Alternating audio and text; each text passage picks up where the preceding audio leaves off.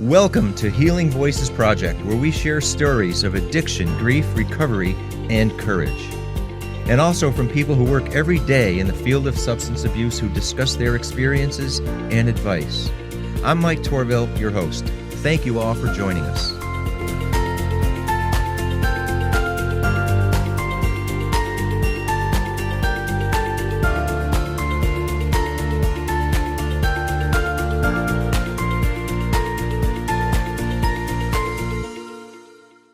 Hello, everyone. Thanks for coming. You are listening to Healing Voices Project, where we share stories of addiction, grief, recovery, and courage, and even more. We share stories from people who have gone through the ringer, have gone through the darkest points of their lives and come out a new person, a better person, and sometimes in a way that that person couldn't see. Not for a million years, because the way that somebody can change their lives. And I think, today we're going to talk a lot about that. We have a guest who has become a friend of mine for a couple years. We met a couple years ago, and his story is very compelling. So much so that he had written a book called Break Every Chain. Jonathan Hickory, and this is the older version of the book, Break Every Chain. And a lot has happened since the book was written in 2018. It's now a movie called Break Every Chain, available. We're going to talk a little bit about this book in the movie. But Jonathan has so many parts to his story. He's been a police officer for more than 18 years, went through all kinds of trauma, not only as a police officer, but as a child growing up with his dad's death at age 12. The PTSD, the anxiety, the depression, and all these things that just seem to stack up against him. And I could go on about Jonathan's intro here for a while, but I won't take up all the time because Jonathan's got a lot to say here. So Jonathan Hickory, thank you so much for joining us here. Oh, thanks, Mike. I'm honored to be on with you, brother. Sure. You're a good friend. I appreciate what you do. Well, thank you very much. And I know we've tried to do this a couple of times and we've had some delays. And I know you had recently had a death in your family. So I'm sorry about that. That took away our ability to do this. This is back in, I think, February. We had initially tried to do this. I will say one of the things that I was impressed about by meeting you, and by the way, when we met, it was sort of a serendipitous meeting, wasn't it? Yes. We were both at a wedding in West Virginia. And I think at the time you had just gotten involved with JC Films and you were going to be doing the movie, but it was in its early stages. We happened to sit next to each other and started chatting. And then I said, so, who do you know? I don't think you knew many people there at all. No. So I'm really happy that it turned out that we sat next to each other and had a chance to learn about each other's lives and what you've been doing. So it's I thought it was great because I had been doing a lot of research on the movie company that ended up doing it, JC Films, and I remember that A Promise to Astrid was definitely one of my favorites. The story is amazing, and that's your true story. Yeah. So I think that it was definitely ordained that we were supposed to meet that day and have a conversation. I agree. And thank you for saying that. Yeah. One of the things that I've thought of, and I read your book right away because I know, again, we kind of connected with each other right away. And shortly after I received your book, and I read it right away, and I was impressed by what you've overcome. But really what impressed me more, and I learned this later, by the way, because I'd written a second book since then. That book is called Voices from the Fallen, where I have 8 different people telling their stories. And all these stories are very different from each other. And we talk about the causes, the effects, the outcomes of addiction or alcoholism and how families are torn apart. Writing that book took so much out of me. I cried when I wrote it. It just put me out for months at a time. And I just said, oh boy, this is really, really hard. And yet I was writing someone else's story. You were writing your story, which I can imagine how much that took out of you to the courage to talk about the shame, the things you've held in for a long time. And I know when I wrote the book, I really felt for the people I was writing about, I sort of felt like in some way I was living their experience, which is what I felt when I was reading your book. I was living your experience through it, which really had an impact. Yeah. And I think you've said it before, writing your book was accomplished so much, but personally, I think it was therapeutic for you, wasn't it? Yeah, that was something I didn't expect at all. And that's actually something that I actually teach a class now on mental health, mental resilience, mental wellness, and suicide prevention for law enforcement officers. And one of the things that I've learned is that, there's a lot of things that we can find that are therapeutic, and journaling and writing is one of them. So it's one way that, it's one thing to talk to another person. It's another thing to write it out and not hold back, Yeah. And so absolutely, yeah, it's very therapeutic to write out things that you've held inside. And to talk about them too, in addition Yeah, to writing. absolutely. And and I'm going to jump back into your story, but I don't want to forget this point, because what I found after writing the book, Voices from the Fallen, many of the people who shared their stories, and I interviewed them over their kitchen table, at a coffee shop, on the phone, and everything else. Each one of them has said, as hard as that was, that felt good. And there are so many people who want their stories told and who often don't know where to start. How do I write it down? I'm not a writer. How do I get my story out and have the ability to have that therapeutic value through that? And so we've decided, okay, let's provide that platform in the Yeah. book. And this is how this podcast came to be too, because I've had many people reach out and say, hey, tell my story. This is a good one. And sure, I'd love to, but time makes it difficult. Because writing it takes time. And If you're gonna do a good, yeah, if you're gonna do it right, absolutely. right. And so we said, hey, this podcast gives an ability for people to share their stories too. So that is another outlet for people to share.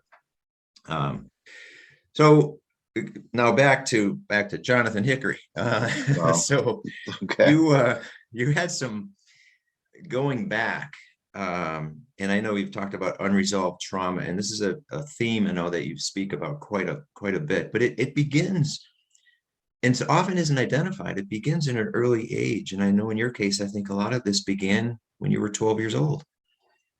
Yeah, absolutely. So for me, I grew up in Massachusetts, your home state, Yeah. and I grew up in Worcester County.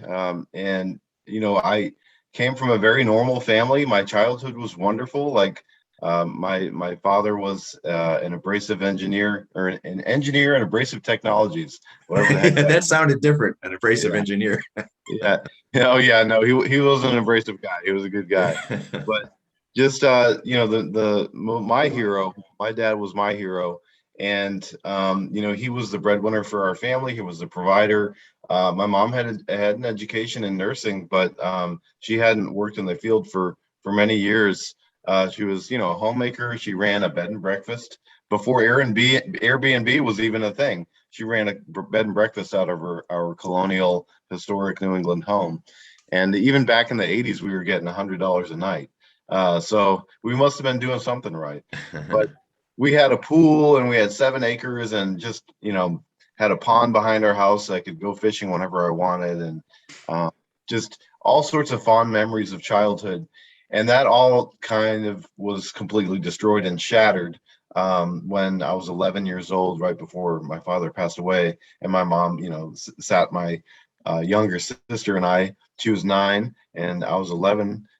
Sat us down and told us that that Jesus was going to take Daddy home. And I just remember in that moment that yes, there was a deep sadness, but my initial reaction that would become the common theme for my life for really until I dealt with it at the age of 35 was anger, overwhelming anger. I couldn't explain it, but I was just so angry. There's so much anger in me from that. And so, my dad would fight for a long time, 13 months. There was some other stuff going on at the time where he had to fight to clear his name from a lawsuit, which I've just made me even angrier that my dad should have to fight to clear his name while he was dying from cancer. I also remember during that time we took a like last family vacation to Disney World. We had never been as a family before in Florida, and at the same time we knew that it was our last family vacation together and that dad was dying, and so it was like the best worst vacation ever. It kind of took the fun out of it, but about 3 months after my father passed away, and he passed away in February of 1992 when I was 12, my mom moved us all down. There were four kids. The oldest was 21, I think, at the time, my older brother. But we all moved down to Virginia 3 months after his death. And so, Was that a family member that had a place in Virginia?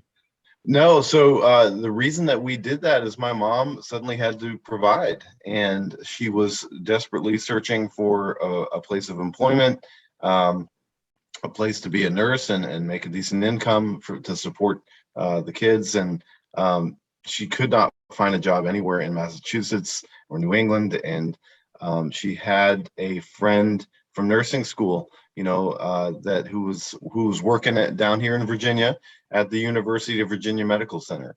And so she applied down here and got the job. So 3 months after my father died, and my world was turned upside down again, it was smashed on and turned around and turned upside down again when we moved 600 miles away or whatever from my church and my school, and so everything was all new, and a new start can seem like a good thing when something really bad happens and you just kind of want to forget about it.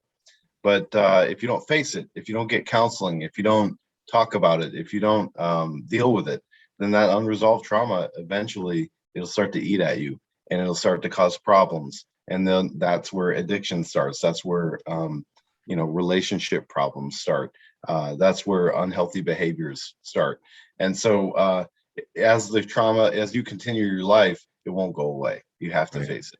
And as a young teenager, 12, 13, 14, those teen years when they can be hard enough, okay, without that added uncertainty. Yeah, that was really hard. Anyone listening knows that, or watching knows that as you start to become a young man or a young woman, that time with the hormones and that time of your life is incredibly difficult as it is. But for me, I struggled with depression and self-worth issues with my father being gone.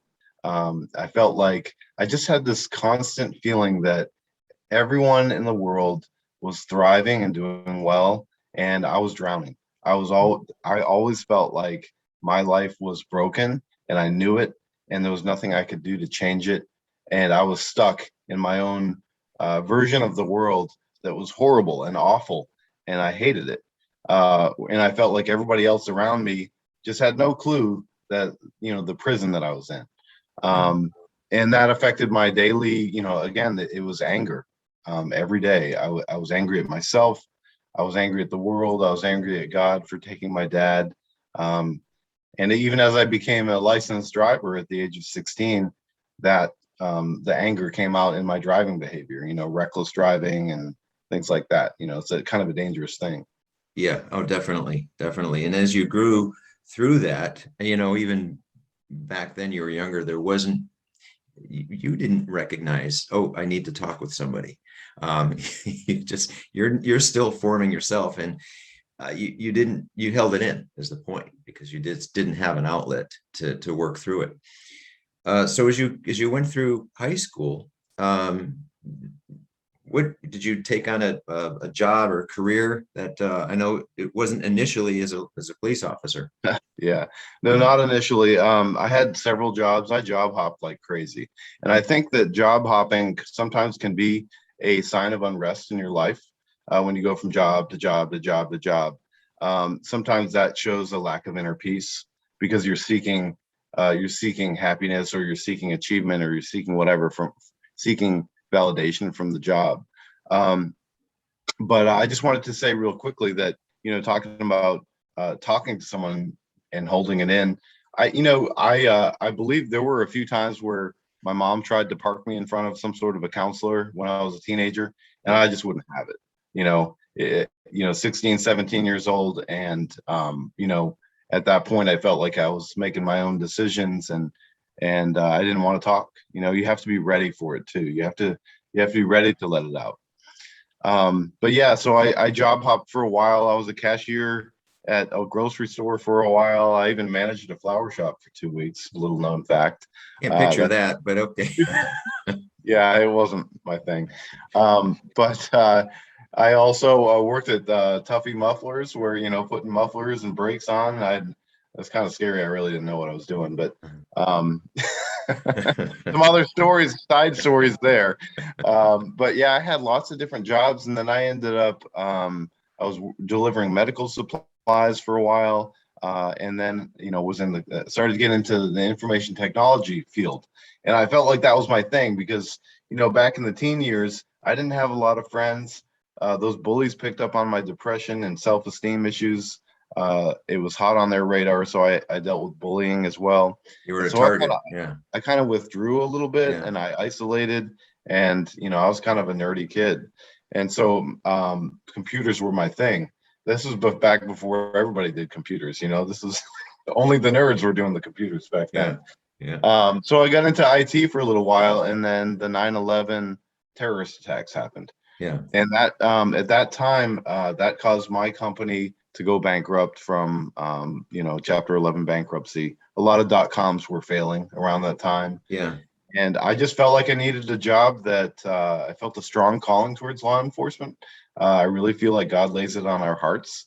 But I also felt like I wanted to serve my community, serve my country. And 9/11 was the catalyst, really. So that's when I started looking into becoming a police officer. And at that point, had you met your wife yet? Yes. So we met in a few years before I became a police officer. And so she got to kind of know me and meet me before I became an officer. And she actually went off to college for a little while here in Virginia, but like an hour or two away. Mm. And so I decided I had to lock that in and put a ring on it. And we were engaged for probably about 3.5 years before we got married. Wow. Yeah. But it was hard because of separation, even though if it's an hour and a half, it's not an everyday thing, obviously. So we talked every day and we saw each other every weekend. We made the effort. But definitely puts a little bit of stress on it. But yeah, we waited till she finished school. We had to have somebody with some brains. So and then we got married like right after I think it was I got released from my field training program as a police officer in March of 2004, and then we got married in May of 2004. Wow, a busy year for that. Yeah. Wow. And so you became a police officer, and you said, okay, this is going to be exciting. This is going to be, you had some expectations of what that job was going to lead to, didn't you? Oh yeah, all I did was watch cops on TV, and I had been a deputy sheriff, a reserve sheriff deputy for about a year before I got hired with the PD, and so I had a little bit of exposure to it, and I wasn't actually running calls, but I got to wear the uniform and do different things. You have the job description, you can do ride-alongs, and you can watch TV shows, but until you get out there and actually face some of the stuff that police officers face, you have no idea. You have no idea. Yeah. And you didn't either. You were hit hard with the reality of this unexpectedly. Yeah. Is that correct? Yeah. Yes, absolutely. I felt like maybe I was naive. I don't know, but I had the mentality. I wanted to be a police officer. I wanted to help people. I got did very well in the academy. I was very excited to do it. And for the first year or two, it's new, it's exciting, it's amazing, stuff you've never seen before. even the hard stuff, you kind of are like, well, whatever, this is awesome. And but after a while, after about the 1.5, 2 year mark, it starts to take its toll on you. It starts to wear on you, and you start to come to the reality of the fact that all you're dealing with every day is broken people, addiction, dysfunction, abuse, sexual abuse, physical abuse, death, infant death, suicides, homicides, and there's really no training that prepares you for a 13-year-old who hangs himself and his mom finds him. There's really no training for that 6 o'clock in the morning call, with a 6-month-old baby who died from SIDS. So when those things happen, when there's a horrific car crash and there's children killed and things like that, those are the things that you just can't make any sense out of. You can't feel good about it. Nobody wins, and it's your job to investigate it. It's your job to deal with it. It's your job to be there.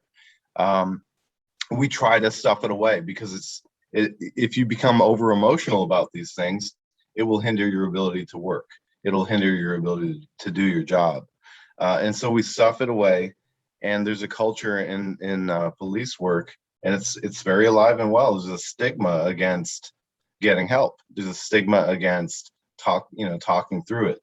And so it's starting to change where, things are, but there's a stigma in first responders that we're supposed to be tough, right. And it's a perceived weakness. Is that right? Yeah, exactly. Yeah. And men, I think a lot of people, not just first responders, men, especially, but there's a lot of people out there that feel that if they go get help, if they go talk to somebody, if they do something to deal with these feelings and this lack of sleep and these nightmares and these irritability and all these side effects from post-traumatic stress, if they go to see somebody to get help, that they're weak, that they can't handle themselves, they can't handle their business, or it's stupid. It's just a total falsehood. Getting help was the best thing that I ever could have done. And then there's so many long-term things that have helped me in my healing that I can now consider myself completely free from post-traumatic stress. And I think you mentioned, when people do that perceived weakness, and it's still a culture, it's still, like you use the word stigma, to be open about this. But I think your book helps crack that open quite a bit. And I think that's what I'm hoping. And you've heard that from people too. Hey, I think you've heard this, yes, where other police officers have read your book and said, it could be me. It could be my story. Yeah, a lot. And they usually come to me behind the scenes, under the radar, and just saying, hey, thank you, because this is me. This is my story too, And so I think that one of the things that I want to tell you, Mike, is that when I was writing this book, by the way, the new cover looks like this. So it kind of looks like the movie poster. Yeah. But you might still find it in the original cover that you held up earlier. But one of the things that I found so difficult was the lie that I believed, that it was garbage. No one would read it, and I was the only one that ever felt this way. Mm-hmm. I had to be the only one that ever felt this way. I was convinced that I was a unique being on the face of this earth, that no one else had ever felt these feelings before. No one else had been through anything like this. And I thank God that I continued to work and continued to write, and moved forward with publication, because so many of us have been through incredibly hard things in our lives, and we're carrying around with us every day. Unresolved trauma, is something. It's a burden. It's a weight that you carry every day. Yeah, and so many. Go. I didn't mean to interrupt you.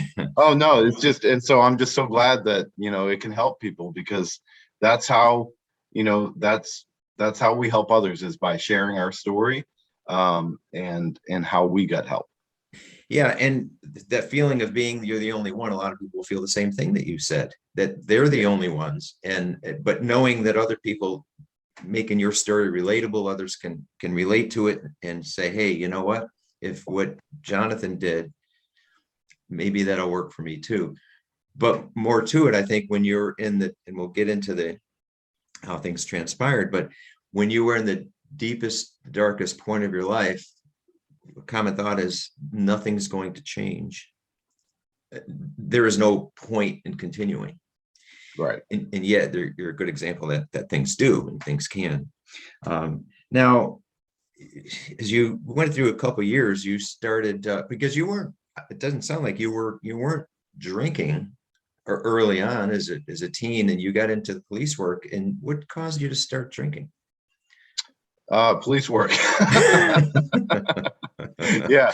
What caused me to start drinking was, well, originally, so I never had a substance abuse problem before I became a police officer. Every now and then, social drinking, whatever, but no, never had a problem where I would drink every day until I became a police officer. And I think what started it is, drinking is culturally accepted among first responders and the military.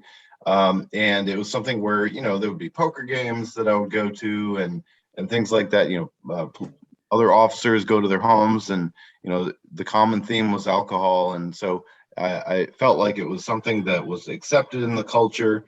And it's something that I started to really enjoy because it made me feel I would forget about all my issues. I would forget about the fact that my father was dead. I would, forget about the fact that I've had this huge hole in my heart from that. I would have forget about all the things I saw on the job. And so it became my friend. And honestly, all I was doing was self-medicating and using it as a coping mechanism and an unhealthy coping mechanism.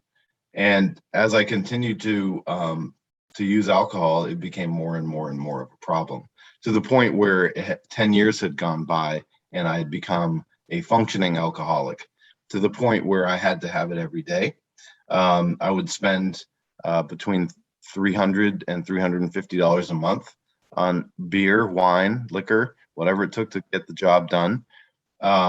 If I didn't drink at the end of the day by a certain time, I would feel, you feel withdrawals all day, but if you don't get it by the end of the day, I would feel it be extremely irritable, extremely short-tempered, and I could actually have physical withdrawals as well, where I felt like things were creepy crawling on me, itchy, and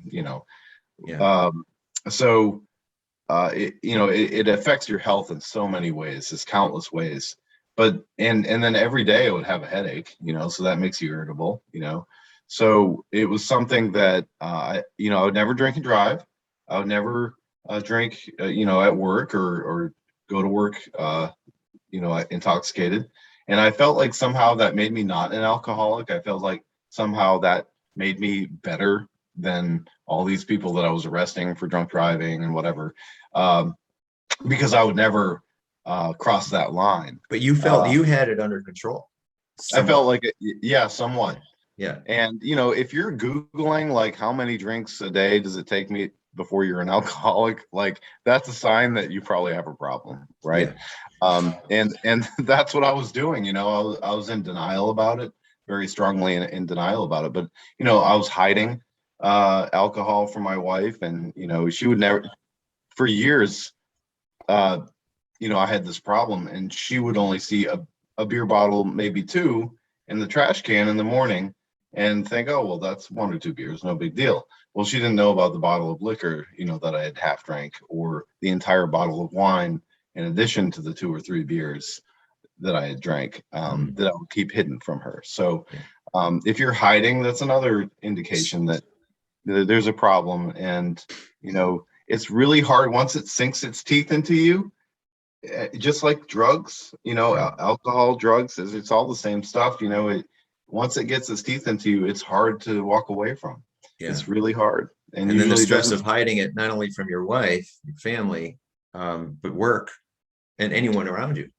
Yeah, absolutely. It's like walking around with skeletons in your closet, Yeah. And, during this, you'd had a daughter, so your family was starting to grow. And then as you're experiencing your day-to-day challenges at work and hiding the drinking, you're bringing up your daughter, and then you had another traumatic event. Yeah, You want to so talk about that? absolutely. So in 2013, this was kind of where my life started to spiral a lot faster downward. So I was already in a very dark place. I was already not facing any of my stuff, and I was fully, a functioning alcoholic by this point. So dealing with addiction, and the alcoholic brain is not a rational one. It's and there's a lot of darkness in there. But my wife and I had become pregnant with our second child, and at first, honestly, I wasn't so thrilled about bringing another child into this, what I saw as a very dark world with no hope. That's just where I was at. And I started to come around to the idea, and I remember it was a rocky road. Like, our marriage was not good. I remember that our very first visit with the doctor, where they do the sonogram or whatever it's called. The ultrasound? Yeah. That's it. Yeah, I yeah. can never remember the ultrasound. Like, my wife, I was such a jerk that my wife and I, like, I got in an argument with her in the office while we were waiting for the doctor, and like a heated argument. And after that, like, I wasn't invited, or I didn't go to any more of those appointments. But as the pregnancy continued, my wife started to have some complications, and I was in denial about it. But I had built the crib, and I felt the baby kick, and then done that thing where you put your ear up to the belly, and listen. And at about 5 months of the pregnancy, my wife had been placed on mandatory bed rest because of the complications. And our son Christian was born deceased at home in our master bedroom, or master bathroom, I'm sorry, on a Sunday afternoon in October. And I mean, I can talk about it now, but it devastated me. Like, I write about that in the book. I write about what it was like to go through that, and it was just a nightmare. It was like living a nightmare. Of course. But after that, like, my wife and I kind of drew close for a little while. We planted a tree. I had a lot of support from friends and family. A pastor came over. That's another thing. I had really no faith. So, I'm not saying one faith over another faith. I can tell you what I believe, but I'm saying that, like, without a relationship with someone who you believe is in control of the world, that can be a scary place too. If you feel like you got to deal with everything yourself. Yeah. So belief in a higher power can be a good thing too. But we drew close for maybe a week or two, and then I tried to handle it on my own. This new heavy darkness, like the darkest thing I had ever felt. The heaviest burden I ever felt in my life. This new heavy darkness, and I'm like, well, I got this. I'm so good at everything else in my life. I can handle this, right? So I didn't go get help. I didn't talk to anybody. I was a tough guy. I'm a tough cop. I can handle my thing, my stuff. And it turned into just the most post-traumatic stress brain. You think crazy things. I started to associate my wife with the death. And so, like, I couldn't even look at her. Couldn't look at her in the eye. I didn't want to talk to her. Like, we couldn't be around each other. And it was all in my mind. And how did Stacy react to all this? Did she try to connect with you and you pushed her away? Is it? Yeah, pretty much. I mean, she knew I was hurting. Yeah. So she just kind of wanted to let me grieve and do my thing. Hmm. She was in a better place than me. She started going to church at that time. And I refused to go with her. And so for the next 18 months, I continued to spiral down, and she did what she could to hold on and to keep our family together. She raised our daughter. She went to church. She did what she had to do. She surrounded herself with amazing friends, girlfriends who supported her during this time that she was grieving, and her husband was flaking out. Well, just and not to interrupt you, if she's getting that kind of support, what kind of support were you getting from your friends or peers? Really very little. I tried to bring it up recently after it happened with some of the guys and at work, and I remember it was just, it did not go the way I thought. I thought I'd get some sympathy, some empathy, some support, and it really just didn't go that way. It's hard to talk about it with those kind of people. They're used to kind of brushing it off and not really caring, just because that's the way that they have to be. So, there are some people in first responder groups that are peer supporters that are, more empathetic than others. But, at the time I was in a squad of guys that were a bunch of machismos and, great, good guys. I'm not faulting them. It's just not their thing to be my counselor. So that's common. So I didn't get the right support, and I didn't seek out the right support, and so instead I turned to more heavy drinking. I tried everything. I tried, furious workouts late at night in the gym. Gym therapy is the thing for me. So it didn't help me feel better, maybe for a little bit, but I tried long rides on my motorcycle, and that didn't help. And then I ultimately I turned to more unhealthy coping mechanisms, the heavy drinking and also affairs. And I'm not proud of it, but it's part of the story, and it's part of the redemption that later happened. And part of that is, and get into that, when you're going through all this struggle, and I know it's common when somebody's going through a change in relationship, a divorce, and so on, sometimes people just dive into their jobs because that's the only thing that they can feel tight connected to. And I think you did, because you actually you received an award for Officer of the Year. And was that in the midst of all of this? Yes. I mean, how the hell did you pull that off?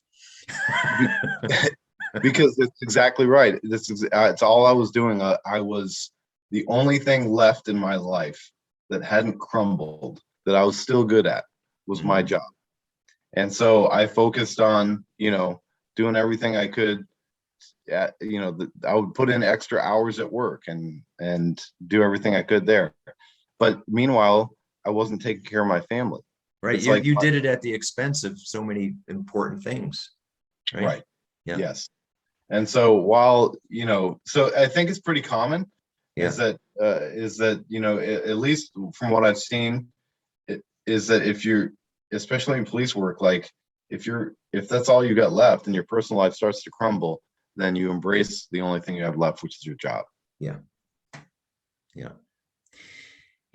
And I think that's, you get officer, but then after that, you said you do turn more to the drinking, and things spiraled out of control to the point when you said, where's this going to stop? Yeah. So what really got my attention, just real quick, I'll touch on something I write about in the book, and really where the book starts is in the introduction, is Disney World. So back to Disney World, right? So in 2014, my daughter's 5 years old. She's full on princess mode. She knows Beauty, she knows Cinderella, she knows Ariel, she knows all them. Yeah. And it's a great time to take her to Disney World. My wife saved up $5,000, and which is, she was a teacher at the time, so it's not like she's a sugar mama, but she saved up all this money for us to go to Disney World, and I didn't want to go. I told her that I had stuff to do at work, and it was a lie. I was afraid that if I went to Disney World and was stuck in a hotel in the Magic Kingdom or something, that I wouldn't be able to drink. And so I was willing to push aside my family vacation with my 5-year-old daughter to support my drinking habit. Like, that is how you have a problem. Ultimately, I did end up going. I came up with a solution. We drove down, and I lined my suitcase with liquor bottles. And so I'm like drunk the entire time in Disney World, sober-ish during the day, but hungover and just a horrible person to be around. My daughter still had a wonderful time because she's 5 years old, and the princesses were there, and Mickey was there, but I just remember that I was a horrible person the whole time. And that's when my wife finally said, I hate you. And she never told me that before. So that kind of was a good thing for her to say, because it got my attention a little bit. And when we got back from Disney World, I found myself in the middle of an investigation with the police department, because you can't go around and as a married man having affairs, because that is conduct unbecoming of an officer that can get you fired. So I now am being investigated for conduct unbecoming of an officer. I was told I couldn't talk about it with anyone in the department, which is my whole world. I knew I couldn't talk to my wife about it. I brought it upon myself, right? But I was already in such a dark place. Like, I knew that when I got home that day, that I had looked up the offense, and termination was among the possible disciplines in the discipline matrix. Right. And that's when I heard the voice telling me, just end your life. There's no coming back from this. Your life's over. You're done. So just end it. And in that moment, something I write about, like, I don't know what it was that I saw, Mike, but I really saw like a vision of fire. And, if you're religious, you believe in heaven and hell, maybe it was the gates of hell. Maybe it was a sneak preview of where I was headed if I ended my life in that moment. But that seemed very real to you. It did. It was enough to scare me. Okay. And when I saw that, I was like, whoa, wait a minute. Like, what the heck are you doing? Like, if you do this, other people are going to suffer, and there won't, even if there was a second chance, there definitely wouldn't be one. No. There would be no coming back. And so, that was this, I had never thought about suicide my entire life before that. And so that was a very scary time, and I was all alone in the house, and I felt like there was just a demon right there with me in the room, just egging me on and trying to get me to do it.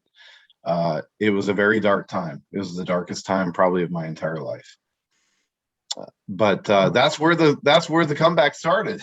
That's where the turnaround happened. They talk about the rock bottom, and you can't get more than that, because if you're on the edge of ending your life, and I think, right, that something came in to say there's other people, the obvious, your wife and daughter, that are going to suffer for this. Right. Somehow that, I don't know if it snapped you out of it, but you came to that realization, right?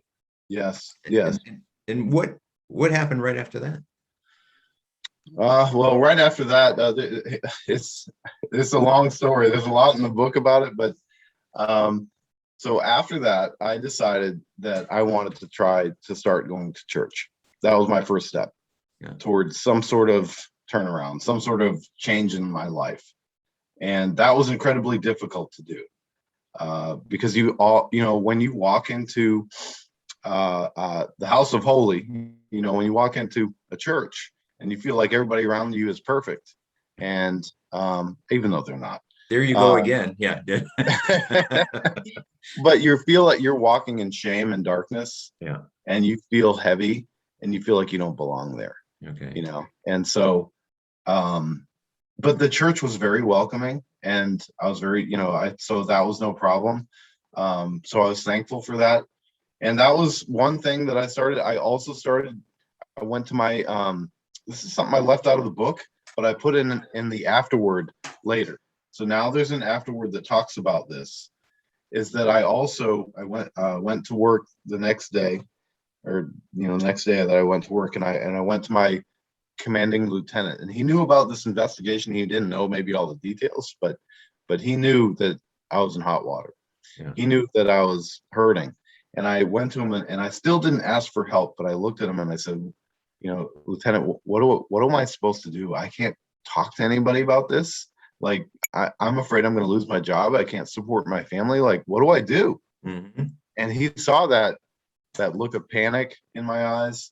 And, this guy had 30 years experience. And just picture this, this gruff, grizzly guy. And he's like, "Are you hurting?" And I didn't even have to answer. He's like, "Come into my office." And he brought me in his office, And he's like, sit down. And he called the department's police psychologist and got him on the phone somehow. He has that kind of a relationship with the guy. And now I have the guy's cell phone number, but, now I'm peer support. Now I help other guys. But he called the police psychologist and he said, Jonathan's going to come see you. And he said, make an appointment with this guy. So now I felt like the burden was off of me. I didn't have to make that decision anymore. I just was following orders to go get help. Yeah. I was told by my commanding lieutenant to go see this guy. So that, as a first responder, that took a huge burden off of me because I was no longer having to make the decision myself. You didn't have to initiate it. Somebody did for you. Yeah. Right. Yeah. So I started going to see that police psychologist. I saw him for, he talked me off the edge, and he listened to me and he didn't tell me to suck it up like all the other cops, and he validated my feelings. And so these were all good things. And that was just kind of the beginning of my road to recovery. My wife and I ended up going to 5 months or so of marriage counseling with a wonderful faith-based marriage counselor. We had to face the stuff that I had done, the affairs and stuff. And, she had every right to walk away from me. But she chose to forgive, so that's a miracle in itself. That's a gift from her, a gift from God. But forgiving myself was probably one of the hardest things, Mike. Even though I knew I had forgiveness from my wife and forgiveness from God, I still couldn't live with myself. You had to carry that with you. That's hard. Yeah. It took me a couple of years to be able to face that. But let me step off camera for 2 seconds. All right.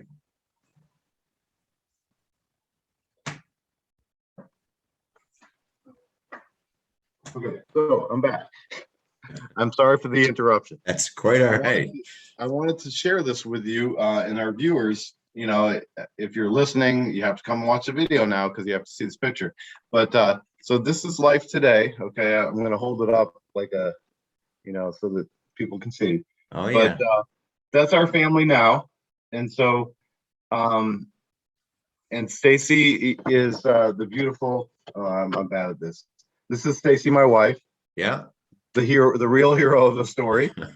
And then my daughter Anna, she's actually 12 now. And then my son Zachariah was born after all of this. So the day that I almost ended my life was May of 2015, and Zachariah was born in November of 2016. So that's how fast redemption and recovery can happen. And then our newest baby girl, who is now walking and running around everywhere, but she's almost 2, or is she two yet? Yeah, she'll be 2 in June. Okay. And then so that's our blue-eyed baby girl, Hope. And yep. So we have Zachariah, Hope, and Anna, our 3 children. Yeah. And life isn't, of course, perfect, but we have a much stronger marriage now. We communicate with each other. And we help other people. We help. And I think couples. you couldn't have imagined this just a few short years ago.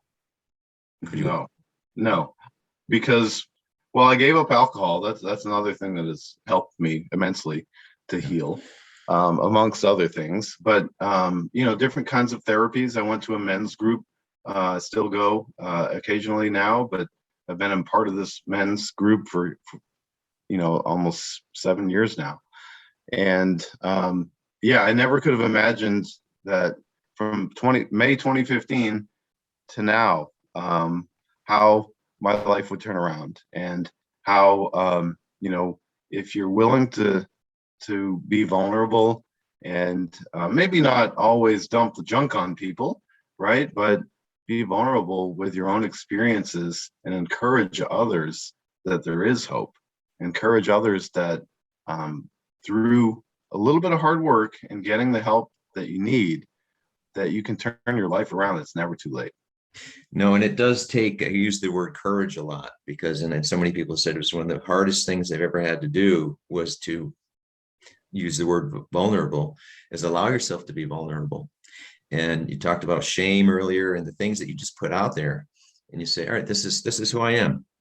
But the larger point is, and I've heard this from many people, I'll share my story if I think it'll help someone else, because someone else who can relate to your story, who you've seen as living through trauma or trying to deal with it, if they see some hope come out of this, and that's the whole point. This is what drives you now. Is that right? Yeah, absolutely. Absolutely. It's, I mean, I feel like I was given a major second chance at life. Yeah. And, so I believe that God gave me that second chance. So I'm going to live for him, and live out, live in the freedom that I've been given, because it's something that I didn't always have. And so now I feel like I'm free. I'm free from addiction. I'm free from, the feeling of completely, I know I'm broken, but I know that I can still, like broken crayon, right? You can still Right. color. Well, I think that the name of the book and movie is very appropriate. Break Every Chain, because you had not one, but you had a handful of chains that you had to Yeah. release yourself from. Yes. Yeah.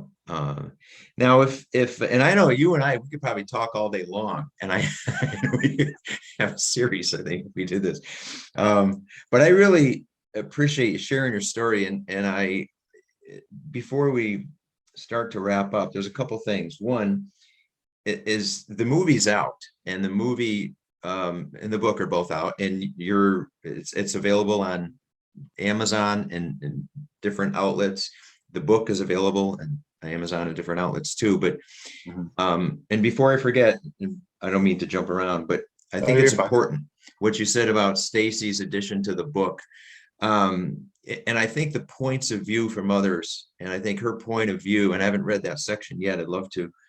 I think that's extremely important.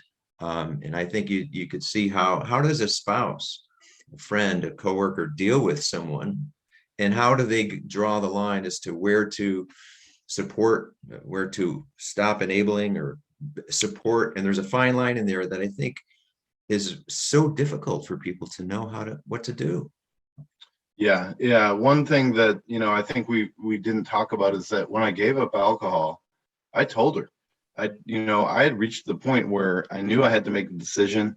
And I felt like God told me, give up drinking or I'm going to take everything from you. And so I said a prayer, God, please take this from me. And the next morning after that happened, I never felt withdrawals again. And I don't know, I can't explain it, but that's true. And I told my wife, and I said, look, I've been hiding this from you for years. And she became my accountability partner. She helped me get rid of any alcohol in the house. And she helped me in that she didn't bring any new alcohol home, like a bottle of wine or something. Yeah. And I didn't know this at the time, but she told, other people not to drink around me and just to be sensitive. While I was still in my fledgling stages of walking away from alcohol. Got it. Yeah. That's when you're probably the most weak, but now, I can be around people that are drinking a beer or whatever. And I still get a little bit of anger when I see, an alcohol commercial, on TV or whatever, a beer commercial, but it doesn't affect me like it used to. You're not as sensitive to it as you once were. Right. Because I've got other stuff to worry about now. I've got 3 kids. Yeah, that kind of consumes you, doesn't it? Yeah. Now, if people want to, a couple things. One, again, we talked about the movie, where to find it, and it was wonderful. I enjoyed it. Boy, believe me, I cried during it because it really is very impactful. Yeah. I'd highly recommend people to watch this movie. But it's available, again, talk about where the book and the movie are available. And we all know Amazon, but anywhere else, where do they find it? Oh yeah, tons of places. So the book's available anywhere you can find books online. Barnes & Noble, Amazon, Target, Walmart, whatever. You can find it.